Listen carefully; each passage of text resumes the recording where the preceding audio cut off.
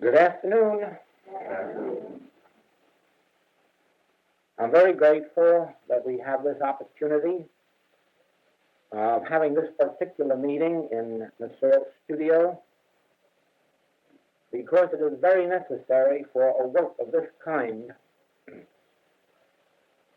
to be conducted in an atmosphere of spiritual activity. The surroundings are important. The atmosphere that is maintained is important, and the reason for this you will discern as we go further along.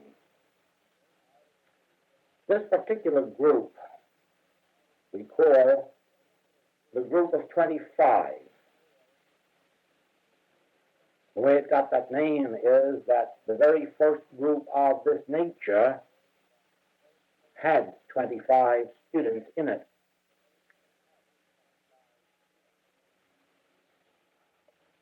And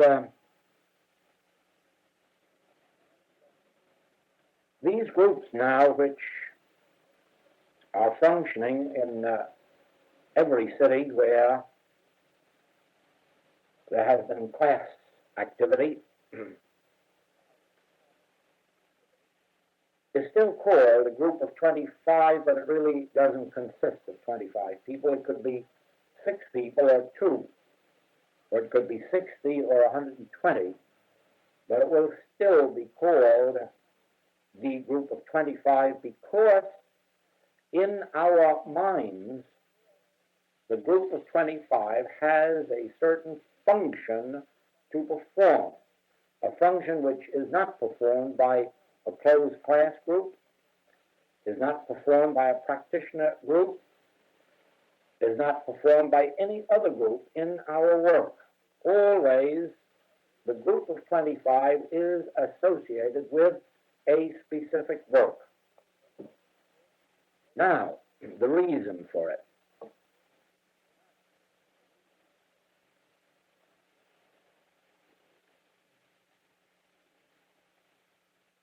Truth is really radical, so radical that very few people in any generation are able to accept it, and still fewer to demonstrate it.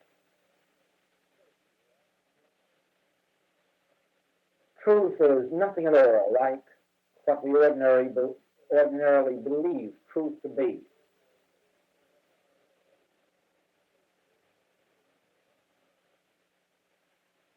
Truth, contrary to usual expectations, is not a way of finding peace of mind or peace of soul or peace on earth. Rather, I have come to bring a sword. Not the sword that men fight with in battle, but the sword of the Spirit that cuts us to pieces inside.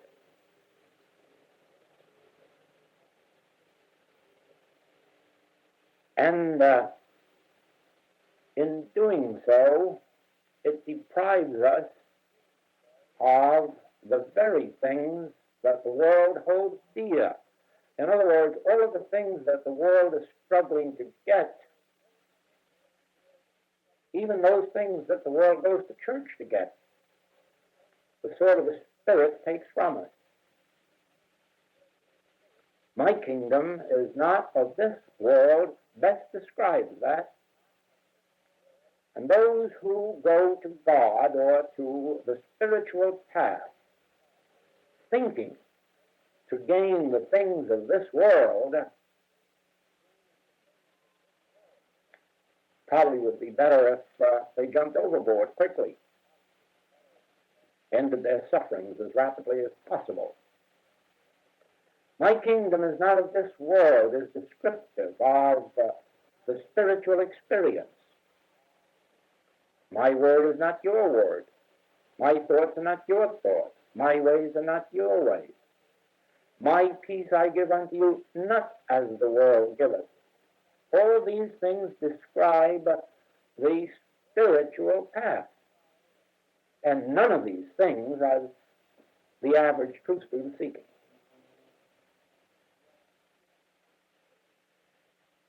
Anything at all that inflates the ego, that builds one's own importance, that tends to indicate one's spirituality or mastership, all of these things prove to be the barriers which keep the seeker from the kingdom of God. As long as a person has an earthly desire, they cannot achieve it.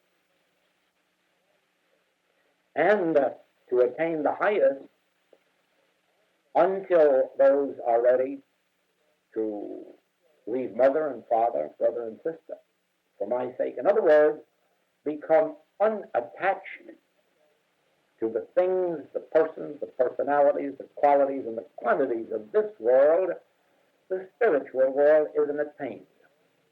Therefore, you must realize this, that all of those who, or let me put it this way rather, very few of those who come to a teaching such as ours are actually seeking the spiritual kingdom. Very few are actually seeking the kingdom of God. Very few are seeking a spiritual path of life. The vast majority of those who come to us come because they have been led to believe that through God they can solve their immediate problem. A physical one, a mental one, a moral one, a financial one, one of human relationships.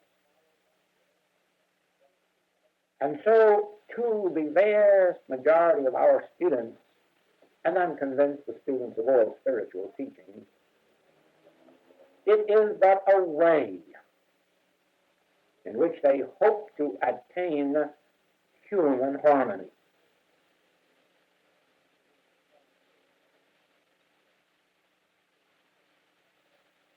In a measure, they do attain human harmony because it is the nature of those who have attained any degree of illumination to dispel the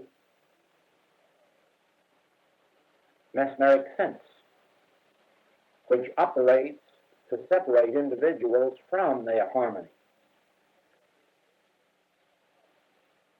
Everyone in the world would be living the life of a child of God, which in their true identity they are, if it weren't for a mesmeric sense which has been generated by the universal belief in good and evil.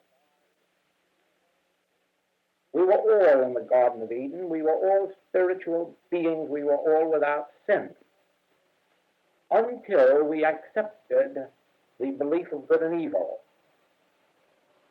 We, not you and I as individuals, but when consciousness became imbued with this belief in two powers, we as individuals unconsciously accepted it, and this belief of two powers constitutes what we call carnal mind or mortal mind, or the devil or Satan.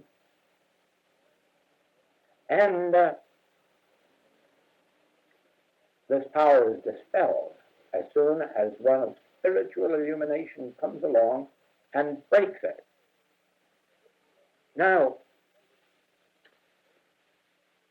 since you cannot break it for a person wholly, unless they themselves are willing to walk side by side with you, what happens is that when they come to a practitioner, a teacher, and they have a problem of physical body illness,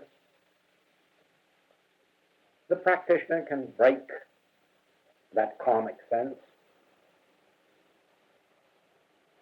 But it doesn't always change the consciousness of that individual, and therefore, being in the same consciousness, eventually they produce the same or other forms of discord. In other words, neither do I condemn thee, but go and sin no more. If the individual, being freed of a mental, moral, physical, financial, or other difficulty, were to say, oh, that's beautiful, I see now what the possibilities are of living in the spiritual light. Bring me to that light. Then, of course, the entire work of the spiritual ministry in any of its branches would be different. But as a rule, the individual says, oh, I'm so thankful, I'm mailing you a check. And then 6 months or a year later, when something else has come upon them, they call again. And if that's met, it is again, I'm so grateful, and here's another check. Even our own students, to a certain extent, will not go the full distance. They will read enough, or they'll hear enough, or they'll go to enough classes, so that their own immediate problems or those within their family have some measure of relief, but they still do not catch the full vision which says, in thy presence is fullness of life, or is fulfillment. Or, to know him aright is life eternal. In other words, even after they've had a dozen demonstrations of spiritual consciousness, they still do not awaken to the fact that the goal isn't demonstrating away their problems. The goal is to know him aright, in which knowledge life eternal and harmonious is discovered. Or they do not realize that you do not use God to bring about a condition of harmony. You attain the conscious realization of God.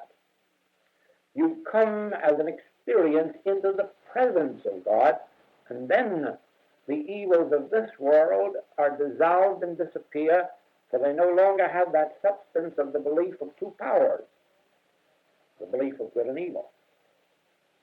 In God consciousness or Christ consciousness, there are not two powers.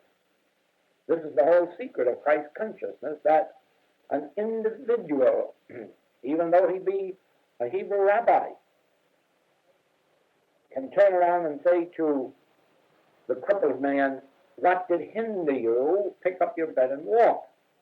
In other words, there aren't two powers operating, so get up and walk. Or it can say to the blind man, open your eyes. Not I will turn to God and have God heal you, or not that I am a spiritual light and I have spiritual power and will heal you. Not at all, but merely open your eyes, or pick up a little dirt and put some spittle on it and heal it with that, to show how unnecessary any power is. To the Hebrew, spittle is a sign of contempt. Therefore, to heal blindness with spittle means really to show you the lowest possible form of power there can be, of nothingness, yet it heals blindness. In other words, there is no power to blindness, and so you don't need a power to heal it. There's no power to paralysis, therefore you don't need a power to heal it. Therefore, Christ mind, Christ consciousness, which is the consciousness of Adam in the Garden of Eden, is that which recognizes but one power, that the creative, maintaining, and sustaining power, which is God. Now, once we understand that, we have a goal. That goal isn't to heal disease or get rid of sin. That goal isn't to get people to obey the Ten Commandments. That goal is to bring those who are ready for it and willing to pay the price. You have to sell all that you have for this pearl. You don't get it with spare change, and you don't get it with part-time study. You sell all that you have for this pearl. But when you have it, you have God realization. And in the presence of God, there are no errors, no evils, no sins, no destruction, no wars, no condemnation. So that when you have attained only a measure of it, you are then ready to witness the dissolution of the problems of the world. Now, out of all of our students, there must be in each city a small group. They may have in it only 2 people. They have 22. Really makes no difference how many. What counts is that there is such a group who have, first of all, agreed within themselves that God is not their servant. God is not to be used to get rid of our problems or to bring us harmony. Rather, that we are the servants, and that we are to yield ourselves as servants to God, to be used, to show forth God's glory, God's wisdom, God's power, God's strength. Not to have it as of our own. It can never be. We can only be instruments, avenues, channels, through which God manifests his own glory and his own spiritual power. Therefore, these who comprise these groups must never forget that as Jesus said, I can in my own self do nothing, so must we never believe that we are ever going to be more than that nothing.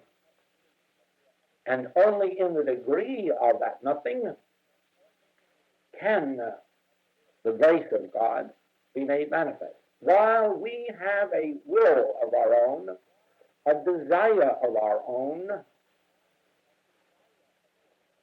a goal of our own, we have a barrier which separates us from the activity and demonstration of God's grace. So then, if only a few of us exist in a city who have realized this and who are not in this work for fame or fortune or glory, but who realize that regardless of what degree of manifestation they may show forth, it is still God's demonstration, not yours or mine. Then we are ready for the next step. That is, abiding constantly and consciously in this realization. Son, thou art ever with me, and all that I have is thine. Living without conscious will, in the sense, I will never leave you nor forsake you, then I have no struggle in life, because that I which is ever with me performeth that which is given me to do. I am the bread and the wine and the water and the meat and life eternal and the resurrection. Therefore, I have no conscious effort to make to earn a living or gain supply or increase my longevity. As a matter of fact, I have the opposite. I have a releasing of personal effort in the realization that there is an I within me that is greater than he that is in the world. That there is an I which is my meat, my wine, my water, my supply, my companionship, my transportation, all that's necessary for my unfoldment.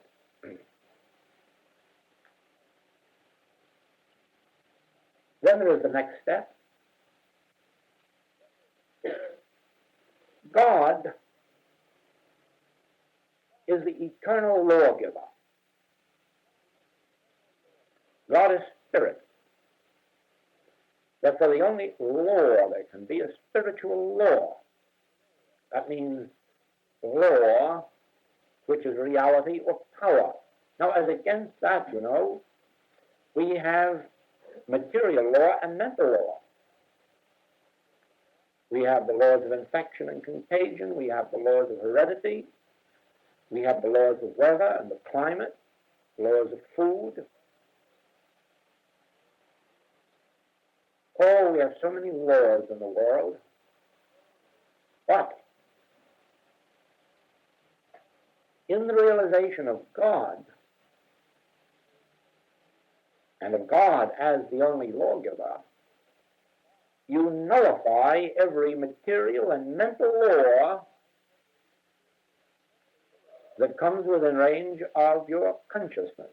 Now, those of you who have done any healing work have already proven that whether a person has flu or grippe or measles or scarlet fever or any of these things that are called infectious or contagious, that your realization of truth becomes the law unto them and nullifies those material laws. Every time you've healed a disease in any form, in any individual, what you've actually done is prove that the law of that disease wasn't really law. It only acted as law because of the universal acceptance of two powers, of two laws. But in your realization of God as spirit and all law as spiritual, all you've done in healing is to prove that there is no other law but the law of God. All these material laws, all these mental laws, were only laws, while there was an acceptance of two powers, good and evil. In my work, I've had the opportunity of working with people who have been caught on the psychic path and who have come under terrible experiences not alone that would wreck their physical life, but have wrecked their mental life. And in every single case, I have been able to release them through the realization that all of these mental powers of those, whether on this plane or the other plane, are not power. They're definitely not power, except in the experience of those who either ignorantly have accepted them or consciously wanted the experience of them. Therefore, they are as much a law unto them as drowning would be in our dream while we're dreaming. But drowning would have no further existence or result once we awaken. So it is, this work proves beyond all question of doubt that material law and mental law can exist and operate only in the degree that this universal belief in two powers exists, that wherever an individual consciously brings to bear the understanding of law as being of spirit, that the material law and the mental law dissolve and disappear, and the consequences with them. Now, when you have come to this point of perception, you realize, or let me put it this way, for this is how it began, I realized that sin, disease, death, lack, limitation, wars, and all of these evils will continue to exist on earth as long as the belief in two powers exists. And therefore, just as I can bring freedom to an individual only by releasing him or her from the material or mental law that's binding them, so this world will only be released from its wars, individual or national, international, as the world is released from the belief in two powers, good and evil. Now,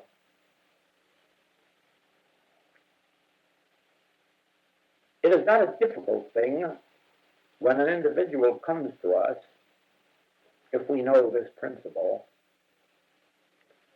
to bring them their freedom. It can't always happen in a day, because every individual isn't ready to surrender.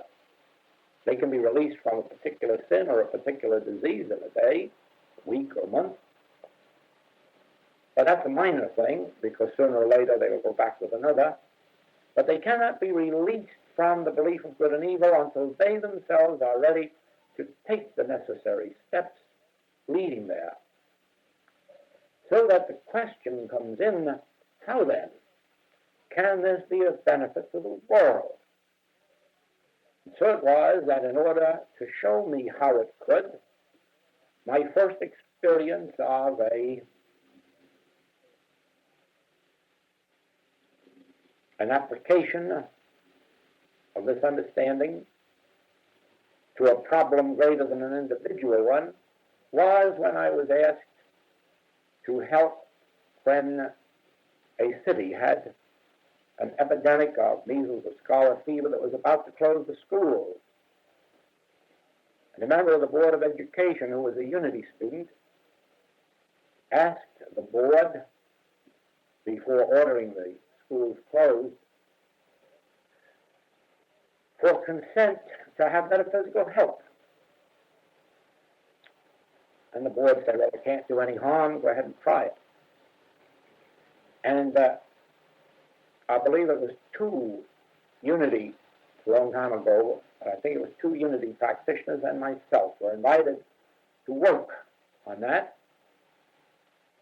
And within 30 hours, not one single new case was reported, rather at the end of 30 hours.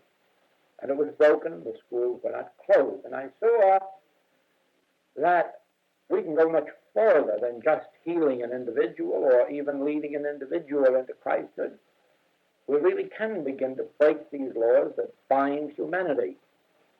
And after that, as you know, many, many opportunities have come to me for activities in the business world. And in each case, we are proving that nothing binds humanity except the carnal mind, which is a belief in two powers. And as soon as this is nullified, even in the experience of an individual, the fetters begin to fall. And so we are going into wider and wider activities with this unfoldment. Now, for the groups of 25,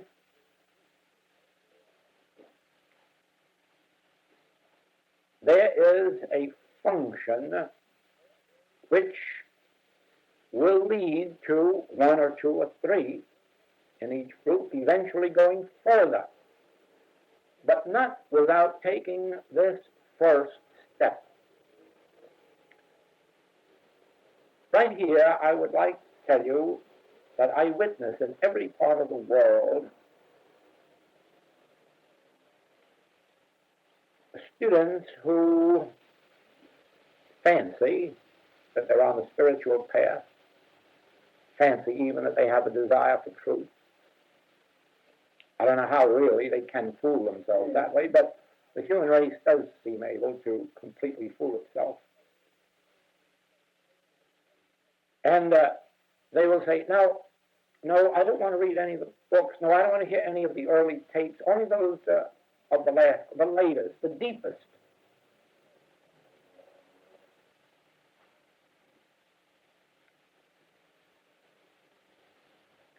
Well, I'd like to play piano, and I'd like a teacher who could just give me what's necessary to be a concert pianist.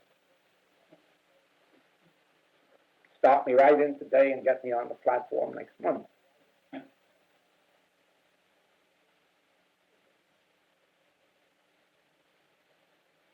It is ludicrous.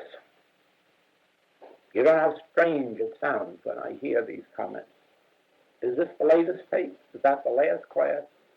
Is that one of the deep ones? Let's be very, very honest about this. There aren't any deep ones. There aren't any simple ones.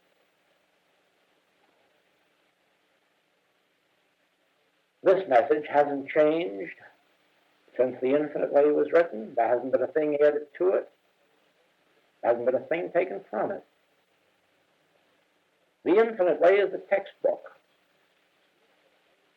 It is made up of the spiritual principles which have revealed themselves to me in my 16 years, at that time, 16 years of actual healing work, and the 13 years that preceded it in study. 29 years went into that book. I haven't found any reason to change a sentence. Everything that's been added is the chapter of wisdoms, which in no wise deviates from the principles, but merely states some of them from a mystical standpoint in sort of a capsule form. So that all of the rest of these books are, you might call them exemplifications or enlargements of particular principles. For instance,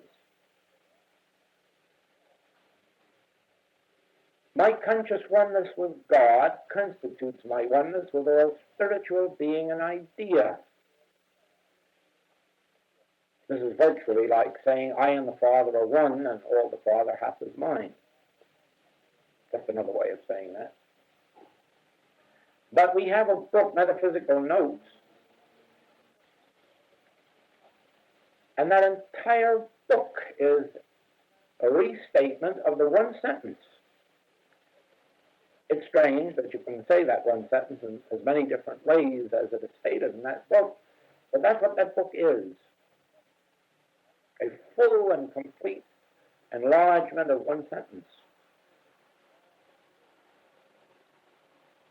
So it is with each of the books. They reveal one or more facets or ideas or principles. Every one of them can be found in the book, The Infinite Way. You might ask then, what reason exists for them? The only reason for these other books is that it isn't given to human nature to be able to study.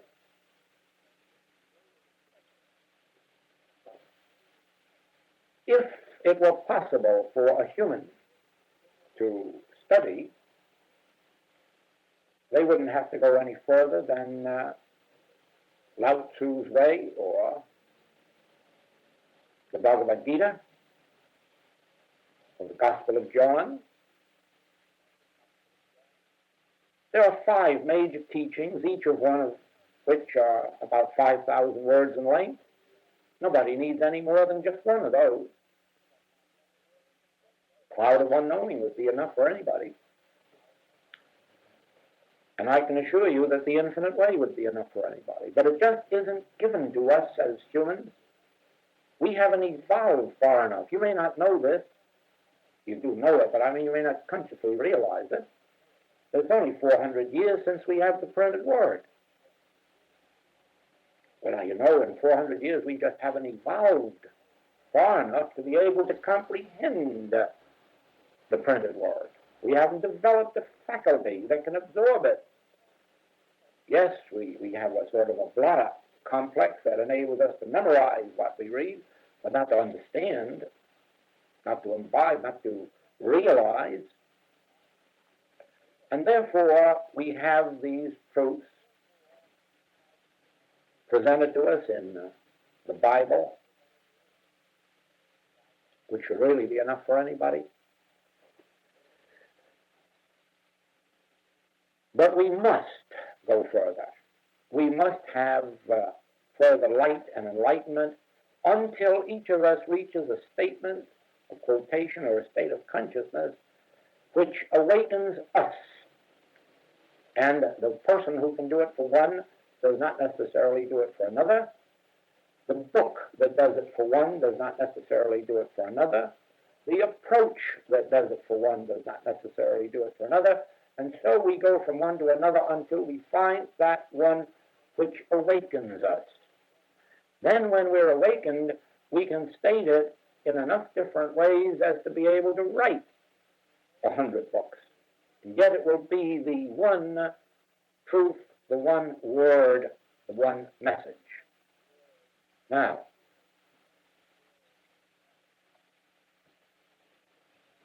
it takes an individual a long time before they come out and become separate from those who are still seeking to use truth for a purpose, to where they come to the realization that I'm seeking truth for truth. I'm seeking God for God.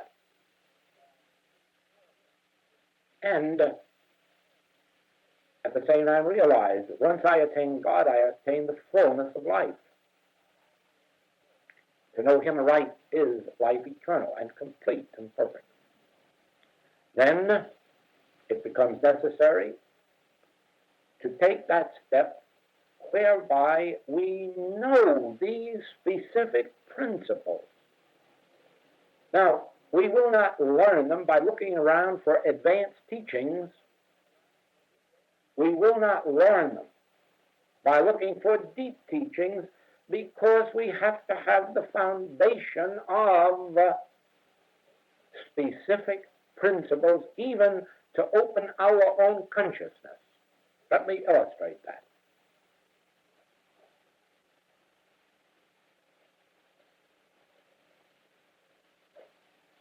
Let us take this very principle. My conscious oneness with God constitutes my oneness with all spiritual being and idea.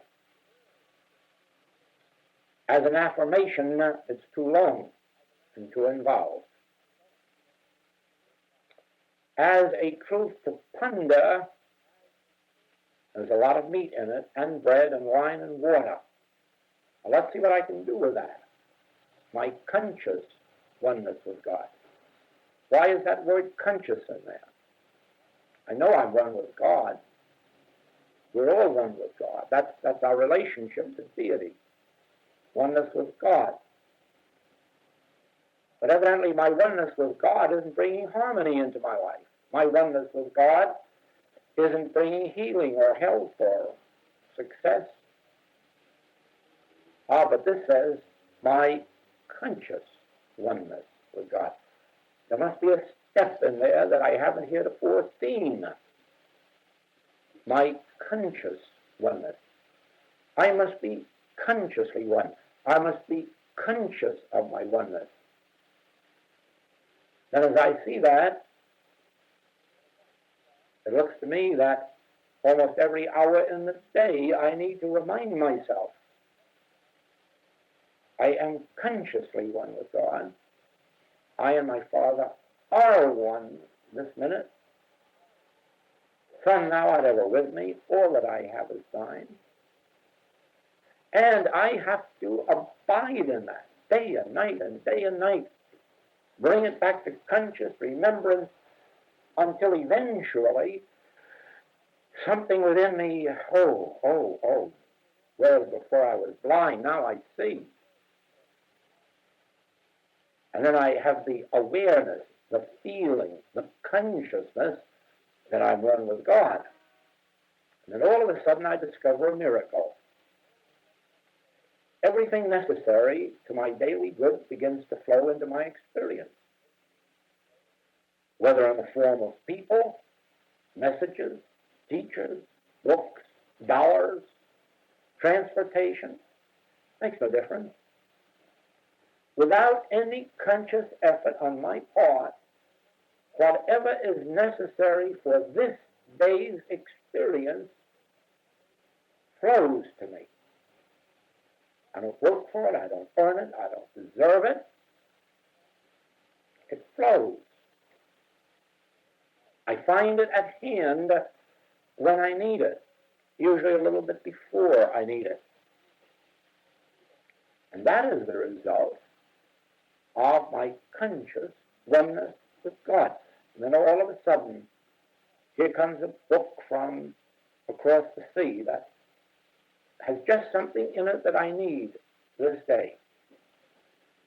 Here comes a person into my experience, and they provide just that which is necessary for this day.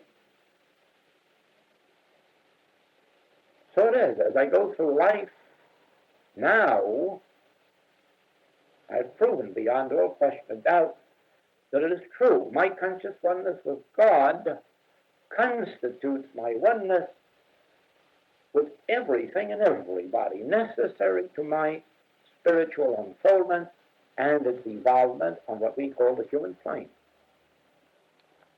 Now, if I were running around looking for something deep or something advanced or something new, I would be overlooking this basic principle which has, in my individual life, really become one of the foundational stones. Well, in the same way,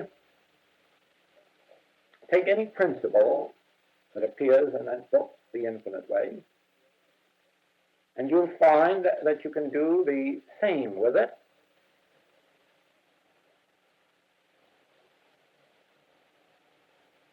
In that book, the principle is revealed that there is not good and evil. The acceptance of the belief of good and evil is the cause of our difficulty. And some students will say, oh yes, that goes back to Genesis, but now let's see what Jesus said, or what Buddha said, or what somebody else said. Oh, let's not worry about what they said yet. We haven't mastered that statement in Genesis. Let's go back there. Let's be willing.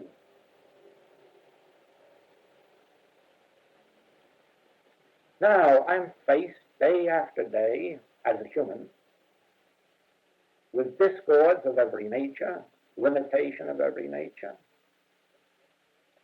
And I must consciously bring to remembrance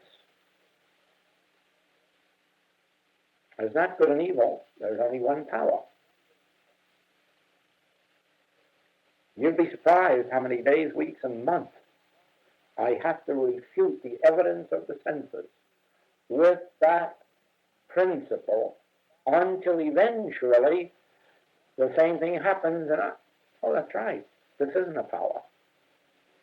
There are no evil powers. Why, God. God is the only power. So we can go from principle to principle. The Hebrew Hezekiah. Here come our enemies, twice as strong as we are, powerful with weapons, more so than we have. We're afraid. But the Hebrew prophet in his wisdom says, they have only the arm of flesh. Fear not. They have only temporal power.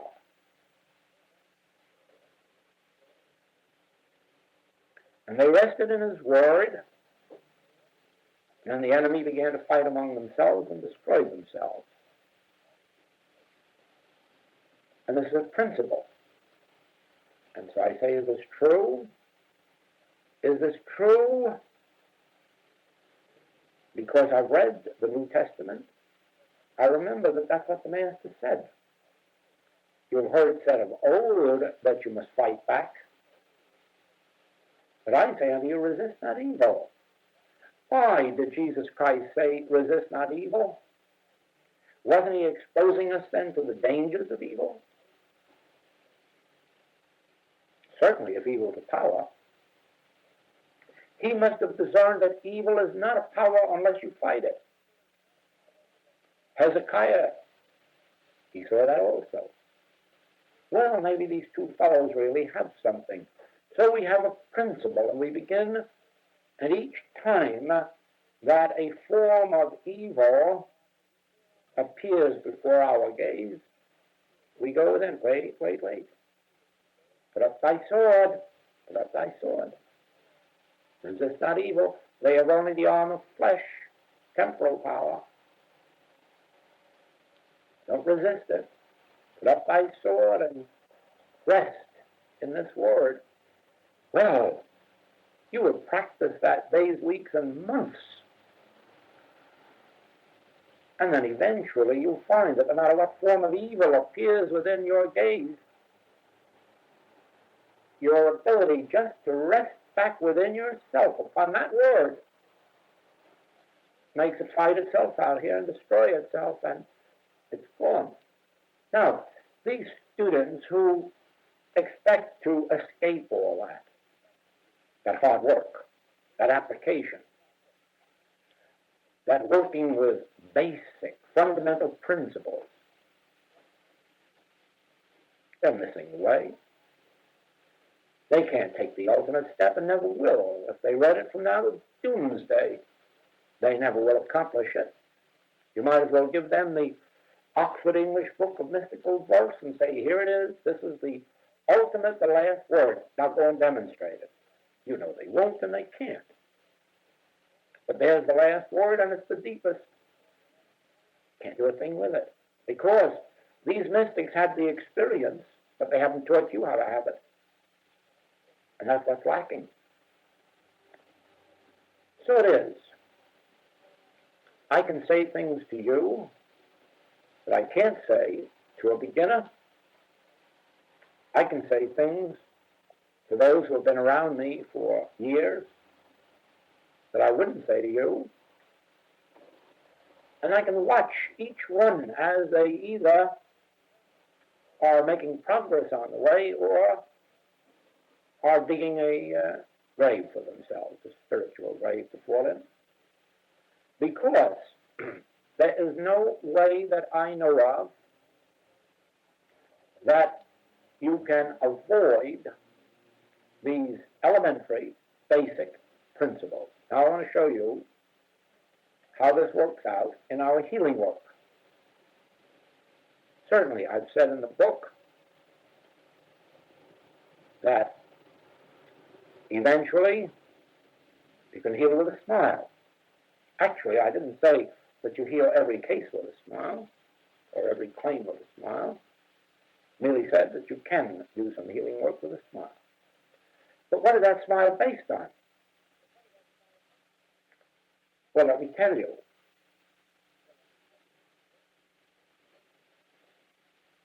There are three major principles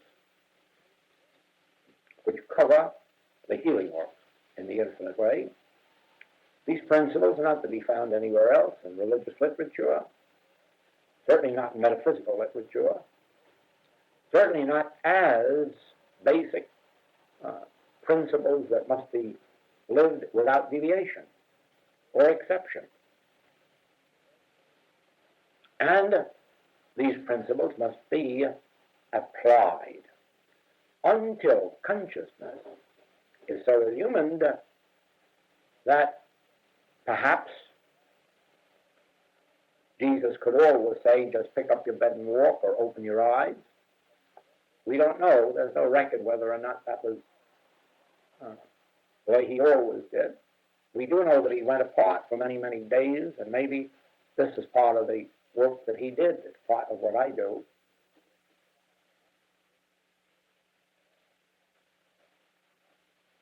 God constitutes individual being. The life of God is the life of your being.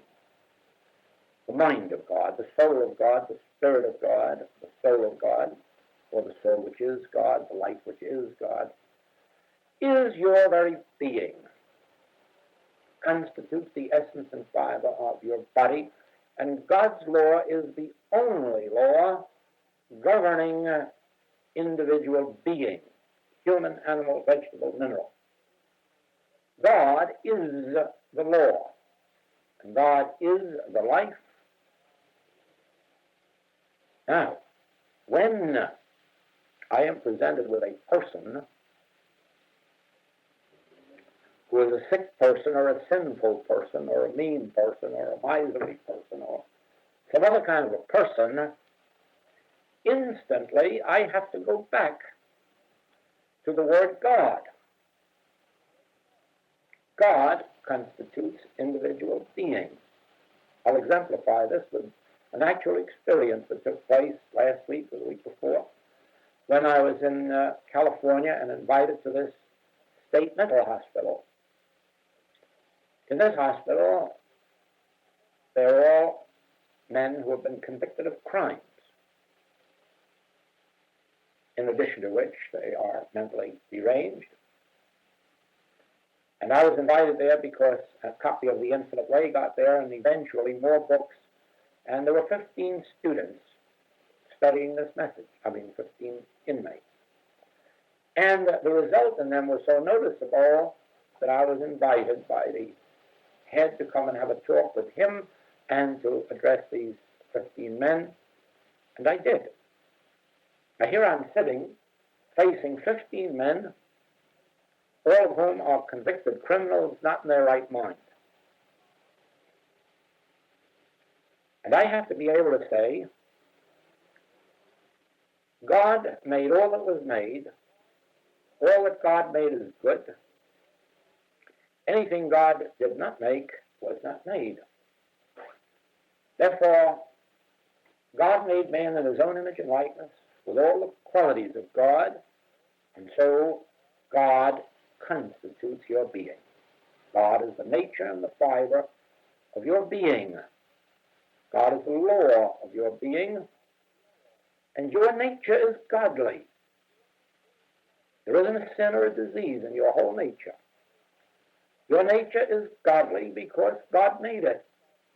What God did not make was not made. Therefore, all there is to you is the nature and character and quality of God being. Now remember that if that weren't a single-pointed conviction within my own being, I couldn't look at 15 such men and say that. It is only because throughout the years this has been my inner life, my inner conviction, my inner assurance, so that whether I'm looking at man, woman, or child, saint, or sinner, I'm realizing God constitutes individual being. God made man in his own image and likeness, and man is pure, and his nature is pure. And that's all there is to man. Now, as a result of my entire life spent searching, I discovered this. There is no such thing as an evil man or woman, nor is there any such thing as a sick man or woman. All evil is impersonal. It has its source in what some ancient mystic called the devil, the one evil or the evil one. There never was more than one evil. There never was more than one evil one. So all evil has its origin in what was called the devil. But somewhere a mistake was made, and the devil was considered an opponent of God, an opposition to God, in warfare with God. And of course, with that nonsense, God's been at war with the devil ever since, but hasn't achieved a victory. God is never going to achieve a victory over the devil. Now, actually, the meaning of that word devil was the source of evil, but not a power, because all there is to that source of evil is this belief in two powers, good and evil. So therefore, it isn't an entity or an identity. It isn't a law, a cause, or a substance. It's a belief. We have this proven when the Master is faced with three temptations. The devil presents those temptations, but the devil wasn't a power. The only power the devil had was to present the temptation. Well, if the Master didn't accept them, that ends it. There's no more devil and there's no more power. The only evil would have been the acceptance. You can't blame the devil for that. You have to blame the individual for that. The devil has no function but to tempt with the belief in good and evil. Later, Paul, I guess, gives it a different name. A better name for our purpose. He calls it the carnal mind. But Paul ended his career in failure.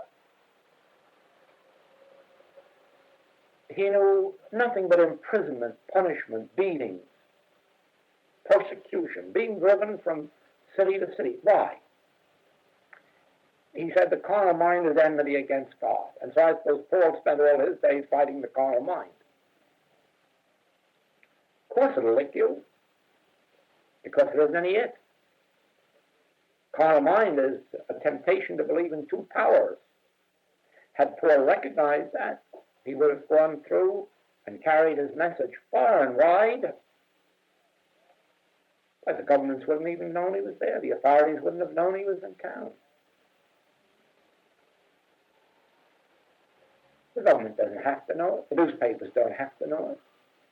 Nobody has to know it, unless you're out fighting them.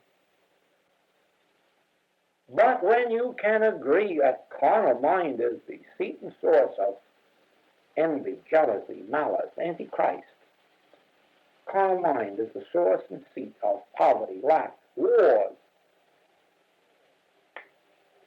But the carnal mind is a temptation. Then you can rest in that word. You don't fight it. You rest in it. Now, in this discovery, there are two principles.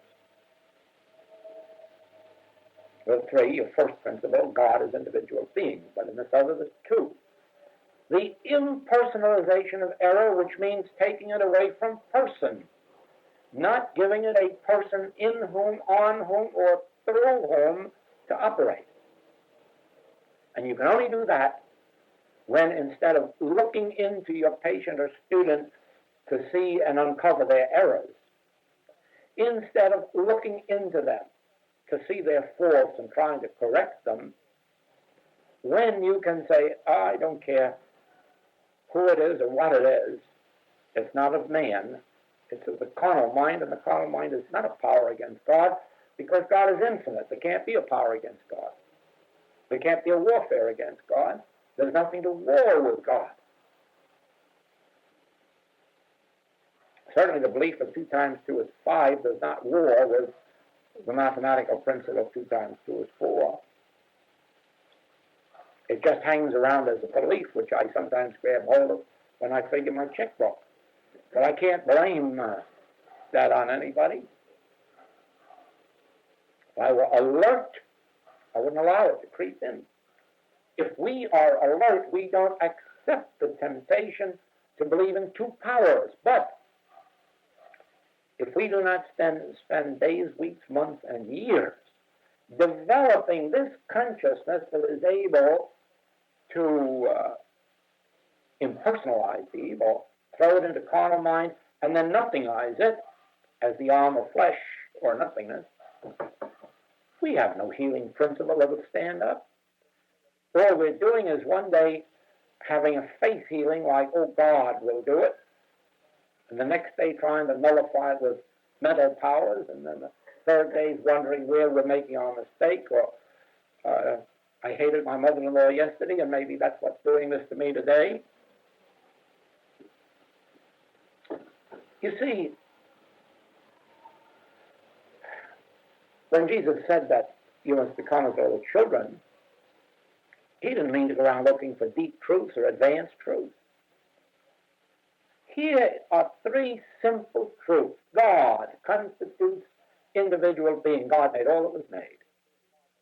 All evil is impersonal. Don't ever attach it to a person.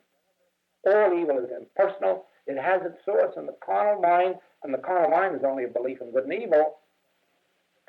Nothing I. Drop it. It's the arm of flesh. And as you build this consciousness, you do your healing works. But if you think to do them through the infinite ways, in other ways, and with these three principles, you'll miss the way.